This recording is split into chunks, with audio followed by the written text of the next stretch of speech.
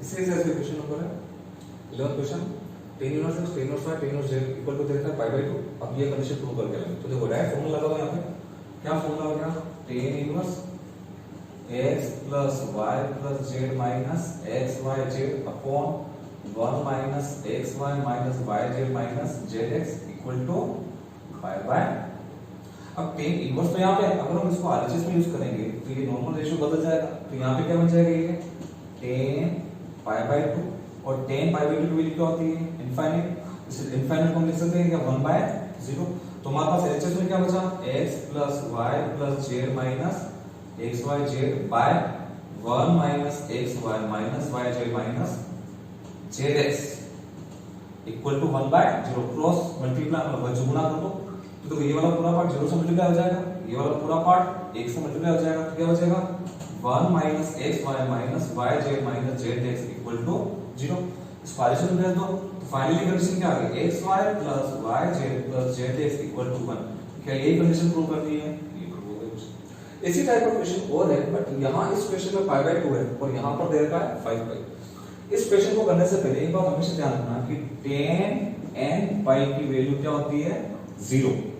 मतलब यहाँ पे n क्या है, n यहाँ पे इंटीजर है, क्या है ये इंटीजर। मतलब ये हो गया पूर्णांक संख्या, प्लस की भी संख्या हो गई हो, भले वो माइनस की भी संख्या हो, ऑलवेज tan n पाई की वैल्यू क्या होती है 0। तो देखो थोड़ा इसको चेंज करते हैं, पूरे क्वेश्चन को हम 10 में कन्वर्ट करते हैं। देखो ये वाला जो पार्ट है, क्या हम इसकी जगह डायरेक्ट 2 tan इनवर्स लिख सकते हैं क्या, क्योंकि तो फॉर्मूला होता है 2 tan इनवर्स x प्लस इसमें भी इसकी जगह क्या फॉर्मूला आ जाएगा, 1/2 2 tan इनवर्स y प्लस 1/3।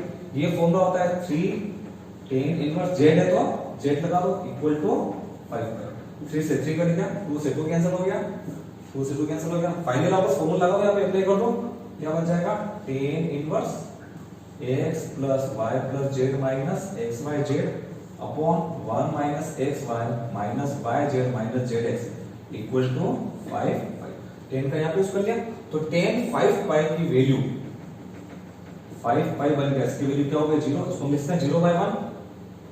इधर क्या बचा हमारे पास, x plus y plus z minus x y z upon 1 minus x y minus y z minus z। Cross multiply कर दो इसको, तो मल्टीप्लाई करेंगे तो क्या आया, x plus y plus z minus x y z equal to 0। करना कुछ नहीं, कंडीशन आराम से प्रूव हो रही है।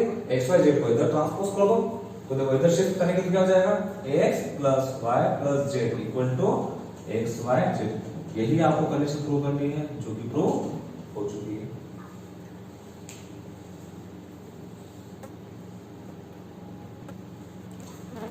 क्वेश्चन नंबर 30 1 2 3 तीनों का सम किसके इक्वल है, 3 पाई। इससे पहले क्वेश्चन क्या था, वो 5 पाई के इक्वल था। उसमें जो कंडीशन प्रूव करके लाए थे वो इसमें भी लानी है, बिल्कुल सेम क्वेश्चन है। बस चेंज ये है कि यहाँ पे ये रेशियो कोई भी tan की फॉर्म में नहीं है, तो हमें इसको tan की फॉर्म में लाना पड़ेगा। तो देखो tan की फॉर्म में कैसे लाएंगे, क्या करेंगे, लेट्स से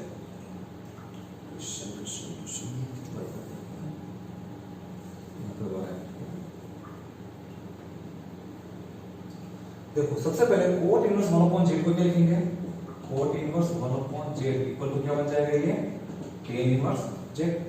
अब हम इसको भी tan में कन्वर्ट करेंगे और इसको भी tan में कन्वर्ट करेंगे। तो देखो sec inverse √1 plus x square, इसको मैंने मान लिया a के इक्वल। तो देखो √1 प्लस x स्क्वायर इसके इक्वल हो जाएगा sec a के।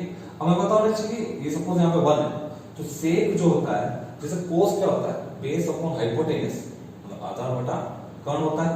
तो देखो बेस अपॉन हाइपोटेनस होता है, तो ये क्या बन जाएगा, हाइपोटेनस अपॉन बेस। तो देखो हमारे पास परपेंडिकुलर नहीं है, तो परपेंडिकुलर निकाल लो, तो परपेंडिकुलर क्या होगा, इसका स्क्वायर किया माइनस 1 का स्क्वायर किया, तो क्या बचा अपने पास ओनली x। अब इसको कन्वर्ट करो tan में, तो देखो tan a की वैल्यू क्या हो जाएगी, p बाय b, मतलब परपेंडिकुलर बाय बेस। तो देखो परपेंडिकुलर की वैल्यू क्या अपने पास x अपॉन बेस की वैल्यू क्या अपने पास 1, तो बस x अपॉन 1 मतलब ये x हो गया।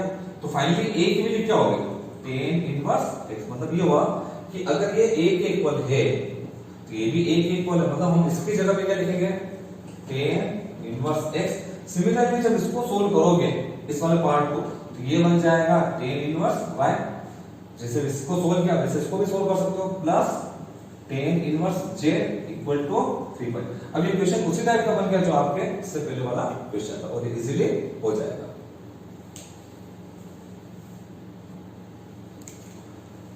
अब जो आगे क्वेश्चन है वो प्रूव करने वाला क्वेश्चन नहीं है। Question number 17 sec sec minus sec sec ये लिखा हुआ है।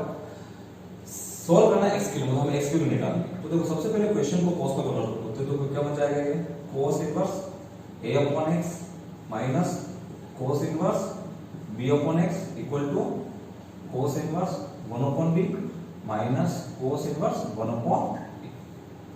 अभी काम क्या है कि a वाला पार्ट एक तरफ रखो, b वाला पार्ट दूसरी तरफ रखो। तो देखो cos इनवर्स a को इधर साइन कर दो तो क्या बन जाएगा ये cos inverse a upon x plus cos inverse 1 upon a equal to इसको यहां पे भेज दिया तो देखो क्या बन गया cos inverse b upon x plus cos inverse 1 upon b।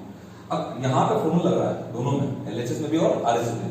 cos inverse x plus cos inverse y का फॉर्मूला क्या हो जाएगा cos इनवर्स x y मतलब a by x dot 1 by a plus तो माइनस आएगा रूट इसका square करेंगे 1 minus a square upon x square, इसका भी क्या हो जाएगा root 1 minus 1 upon a square. ये तो हो गया LHS की बात।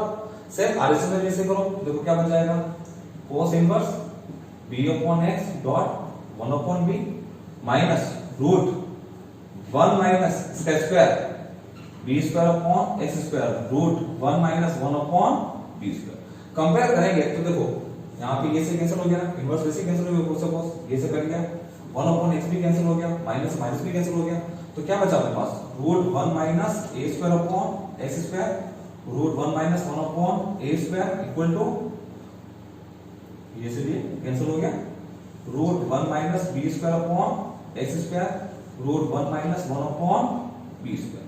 अगर हम स्क्वायरिंग करते हैं वर्ग करते दोनों तरफ तो रूट हट जाएगा। अब करना है क्या 1 का मल्टीप्लाई से कर क्या आएगा 1 minus a square upon x square 1 का ऐसे मल्टीप्लाई करा minus 1 upon a square plus इसका ऐसे मल्टीप्लाई करोगे तो a स्क्वायर कट जाएगा तो क्या बचेगा 1 अपॉन x स्क्वायर।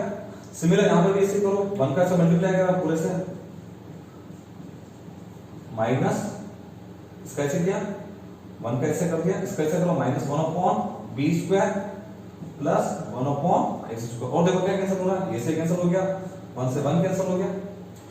अब इसको एलसीएम लेके सोल्व कर सकते हैं बट और इजी करना है तो इस वाले पार्ट को इधर भेजो और इस वाले पार्ट को उधर भेज दो। तो देखो क्या हो जाएगा b square upon x square minus a square upon x square equal to ये इधर जाएगा तो क्या हो जाएगा 1 upon a square minus 1 upon b square. LCM क्या आएगा x स्क्वायर क्या बचा अपने पास b square minus a square equal to इधर भी एलसीएम आया अपने पास a square b square minus a square ये से कैंसिल हो गया ये 1 अपॉन तो उसको क्या लिखोगे x square equal to a square b square. तो x की वैल्यू क्या हो गई a b कौन सा प्लस का और माइनस का, ये आपका फाइनल आंसर हो गया।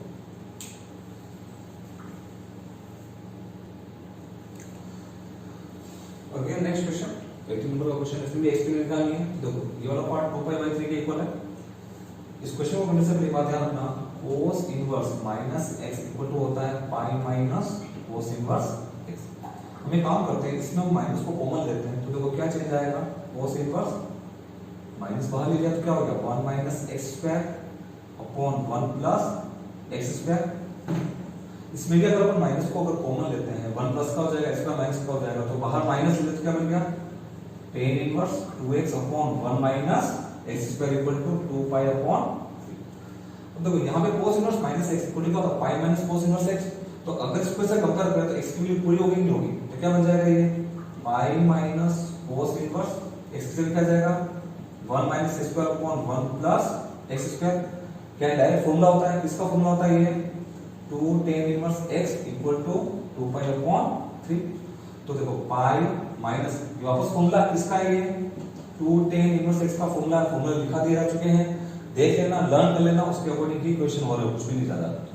2 tan inverse x equal to 2 pi upon 3। देखो 2 पाई अपॉन 3 इधर चला गया, इन दोनों को एक बार उधर भेज दिया तो क्या बन गया ये 4 tan inverse x equal to pi में से 2 पाई बाय 3 चला गया, क्या बचा अपने पास पाई बाय 3।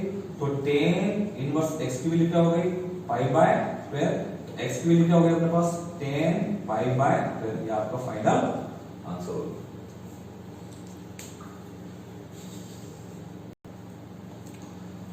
इसी एक्सरसाइज में कुछ क्वेश्चन आप लोग सोल्व करना, ये जो मैंने समझाए थे वो सब एक बार देखना, अच्छे से प्रैक्टिस करना, और होमवर्क में ये चारों क्वेश्चन करना 19, 20, 21 और 22 एक्सरसाइज 2.1 के। और ये चारों क्वेश्चन में ये बात ध्यान रखना कि क्वेश्चन को 10 में कन्वर्ट करना पूरी तरह से, 10 में कन्वर्ट करके फॉर्मूला लगाओगे तो इजीली ये आंसर आ जाएगा। अगर नहीं आते तो हम अगले नेक्स्ट क्लास में देखेंगे। Okay, thank you.